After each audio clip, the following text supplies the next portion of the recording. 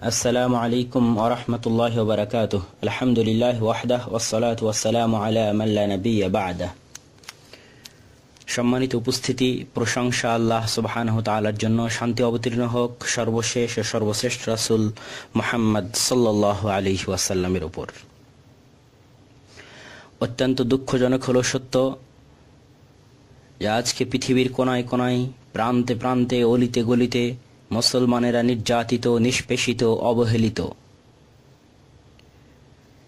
Iraq, ফিলিস্তিন, আফগানিস্তান থেকে শুরু করে ভারতের কাশ্মীর এবং মায়ানমারের রোহিঙ্গা মুসলমানেরা থেকে শুরু করে পৃথিবীর প্রান্তে প্রান্তে আজ মুসলমানের আর্তচিৎকারে, মুসলমানের গগন বিদারী আর্তনাদে পৃথিবীর আকাশ এবং বাতাস ভারী হয়ে উঠছে।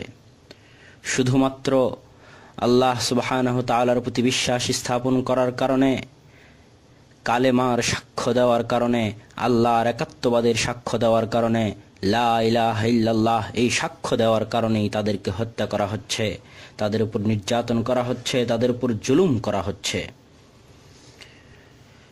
সম্মানিত উপস্থিতি, আমরা অনলাইনের মাধ্যমে জানি যে আজকে আমাদের ভাই, জাতি ভাই, জ্ঞাতি ভাই রোহিঙ্গার মুসলমানেরা, আরাকানের মুসলমানেরা, মায়ানমারের মুসলমানেরা অনেক অনেক নির্যাতিত এবং অনেক অনেক নিষ্পেষিত। গত কয়েক দশকে কয়েক লাখ রোহিঙ্গা মুসলমানকে হত্যা করা হয়েছে। বর্তমান প্রায় 8 লাখ রোহিঙ্গা মায়ানমারে আছে, 5 লাখ বাংলাদেশে আছে, আর 5 লাখ আরব বিশ্বে, আরব দেশগুলোতে, বিশেষ করে সৌদি আরবে বসবাস করছে।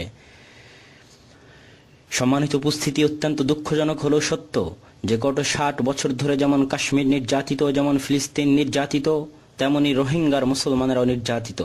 কিন্তু আমরা কাশ্মীর নিয়ে তেমন আলোচনা করলেও, ফিলিস্তিন নিয়ে তেমন আলোচনা করলেও, তেমন সেমিনার, সম্মেলন, বক্তব্য, মিছিল, মিটিং, লেখালেখি করলেও রোহিঙ্গাদের নিয়ে তেমন লেখালেখি, আলোচনা হয় না। অথচ রোহিঙ্গার মুসলমানেরা কাশ্মীর, ফিলিস্তিনের মুসলমানের চাইতেও করুণ অবস্থায় জীবনযাপন করছে। কাশ্মীরের মুসলমানেরা তো ভারতের নাগরিক, ভারতের সরকারের মাধ্যমে তারা নাগরিক সুবিধা ভোগ করে, যদিও তারা বঞ্চিত হয়, নির্যাতিত হয়, তারপরও নাগরিক হিসেবে লেখাপড়া, পড়াশোনা, হাসপাতালে যাওয়া, চিকিৎসা সেবা সবকিছুই তারা পায়। কিন্তু আমরা জানি কিনা বলতে পারছি না, আমরা জানানোর জন্য আমি আপনাদেরকে বলছি, কিন্তু রোহিঙ্গার মুসলমানেরা, মায়ানমারের মুসলমানেরা সেই দেশের নাগরিক হিসেবে স্বীকৃত নয়, তাদেরকে সেই দেশের নাগরিক হিসেবে গণ্য করা হয় না। এই জন্য তারা স্কুল কলেজে পড়া তো দূরে থাক, অসুস্থ অবস্থায় সরকারি মেডিকেলে ভর্তি হওয়ার সুযোগটাও তারা পায় না। তাদের সফরে বিধিনিষেধ আছে, তারা বাইরে সফর করতেও যেতে পারে না। এক কথায় মানবেতর জীবনযাপন, দুর্বিষহ জীবনযাপন করে। ফিলিস্তিনের মুসলমানেরা আরব বিশ্বের মুসলমানদের ভালোবাসা পায়। সৌদিরা, কুয়েতিরা, কাতার, বাহরাইন, আরব আমিরাত এই দেশের মুসলমানেরা অন্যান্য দেশের মুসলমানদের চাইতে যদি ফিলিস্তিনি বুঝতে পারে, সিরিয়ান বুঝতে পারে, ইয়ামানি বুঝতে পারে, অনেক অনেক ভালোবাসা এবং স্নেহ তারা পায়, অনেক অনেক তারা ভালোবাসে, আদর যত্ন, স্নেহ, ভালোবাসা সব দিক থেকে জান প্রাণ দিয়ে তারা ফিলিস্তিনিদেরকে ভালোবাসে। কিন্তু অত্যন্ত দুঃখজনক হলো সত্য যে কাশ্মীর এবং ফিলিস্তিনিরা মুসলমানদের ভালোবাসা পেলেও রোহিঙ্গার ভাইয়েরা ভালোবাসা পাওয়া থেকে বঞ্চিত হচ্ছে যুগ যুগ ধরে।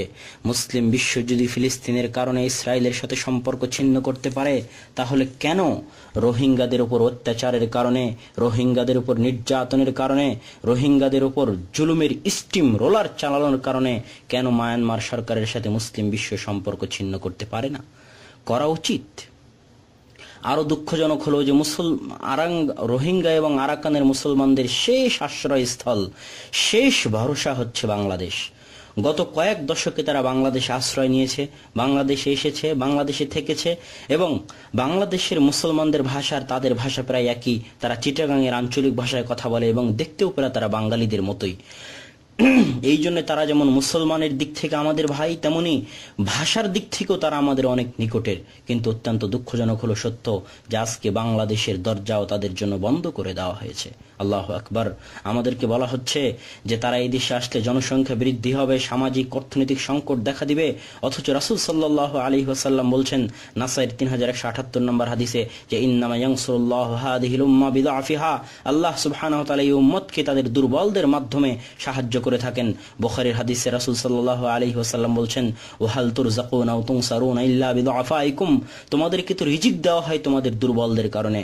আজ যদি সমাজ থেকে দুর্বলেরা, নির্যাতিতরা, নিষ্পেষিত উঠে যেত, পাখালি পশু, গবাদি পশু যদি না থাকতো, তাহলে হয়তো আসমান বৃষ্টি বর্ষণ করতো না, জমিন ফসল উৎপাদন করতো না। কিন্তু হায়, আশ্চর্যজনক হলেও সত্য, দুঃখজনক হলেও সত্য যে আসলে এটা কোনো অর্থনৈতিক কারণ নয়, এটা কোনো সামাজিক সমস্যা নয়। একটাই কারণ যে রোহিঙ্গার মানুষ যারা নির্যাতিত তারা মুসলমান। আল্লাহে, যদি আজকে রোহিঙ্গাতে বৌদ্ধদের উপর অত্যাচার করা হতো, যদি আজকে রোহিঙ্গাতে খ্রিস্টানদের উপর অত্যাচার করা হতো, তাহলে আজকে বাংলাদেশের দুয়ার কত দ্রুত খুলতো তাহলে আপনারা দেখতেন। শুধু কোনো অর্থনৈতিক সমস্যা নয়, কোনো রাজনৈতিক সমস্যা নয়, সমস্যা একটাই, রোহিঙ্গার ওই ভাইয়েরা মুসলমান। যদি তারা হিন্দু হতো, বৌদ্ধ হতো, তাহলে বাংলাদেশের দুয়ার তাদের জন্য খুলে দেওয়া হতো, যেটা আমরা আমাদের দেশে স্পষ্ট দেখতে পাচ্ছি। আজকে আমরা মুসলমানেরা আমাদের দায়িত্ব কি? রাসূল সাল্লাল্লাহু আলাইহি ওয়াসাল্লাম বলছেন, ইন্নামাল মুমিনুনা ইখওয়া, মুসলমানেরা ভাই, একটা শরীরের মতো। আমরাই তারা যারা নিজের ভাইকে পানি পান করানোর জন্য যুদ্ধের মাঠে জীবন দিয়েছি, অথচ আমিও পিপাসার্ত ছিলাম, কিন্তু আমার ভাই যখন পানি পানি বলে চিৎকার করেছে তখন তাকে পানি দিয়ে দিয়েছি। আমাদের ভ্রাতৃত্ব, সেই ভ্রাতৃত্ব কোথায়? লা ইলাহা ইল্লাল্লাহ, সেই একত্ববাদের সেই ভ্রাতৃত্ব আজ কোথায় হারিয়ে গেছে? আল্লাহু আকবার।